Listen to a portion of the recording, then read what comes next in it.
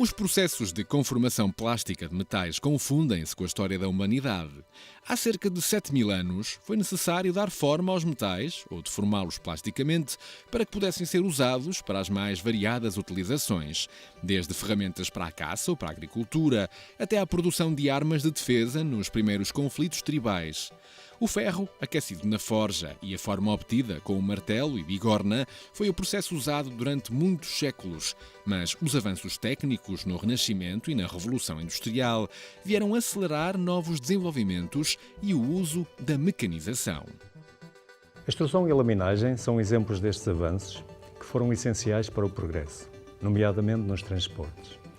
Já o século XX trouxe consigo muitos outros desenvolvimentos e atualmente obtemos por conformação plástica muitos componentes metálicos. Nos eletrodomésticos e computadores, nas janelas e portas, nas embalagens, nas estradas e pontes, nos caminhos de ferro, na produção de energia, nas peças de motores ou nos automóveis.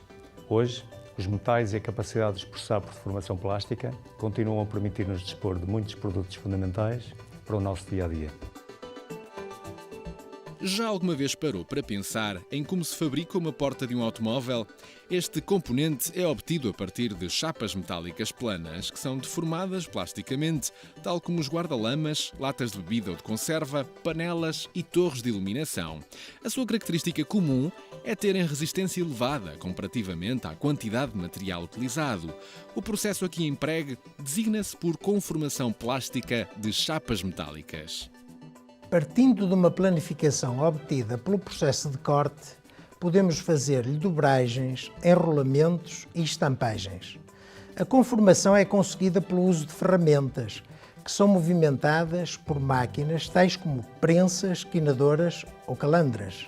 Elas incluem-se no grupo das máquinas ferramentas, que estão na base de todas as indústrias transformadoras.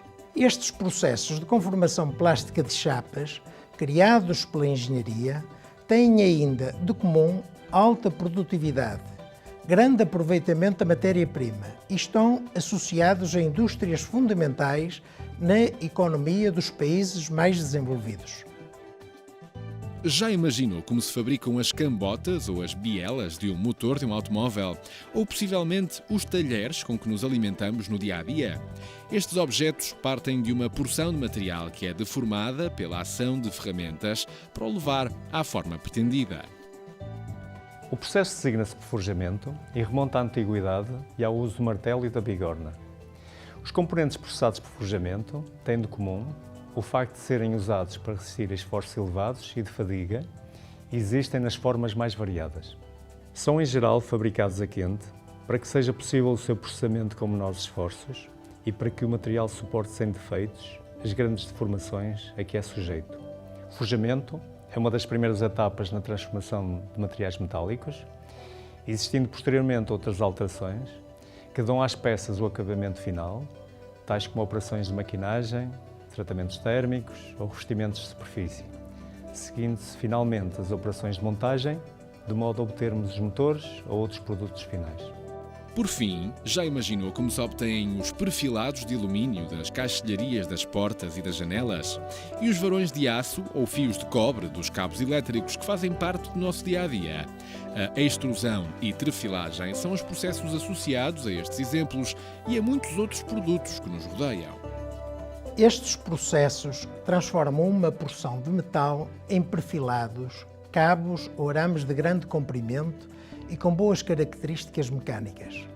O processo de extrusão desenvolve-se com a colocação de material num cilindro que é empurrado por um êmbolo através de uma matriz ou fieira com a forma desejada.